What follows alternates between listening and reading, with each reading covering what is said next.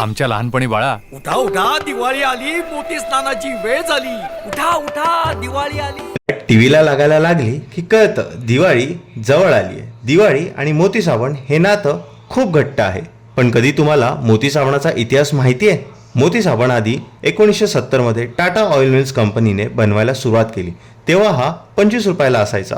श्रीमंत लोकांची ह्याला नेहमीच पसंती राहिली. पुढे 1993ला Tata oil mills company merge झाली हिंदुस्तान युनिलिव्हर लिमिटेडमध्ये.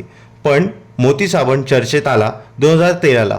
हो, या अलाम काकांच्या ॲडमुळे.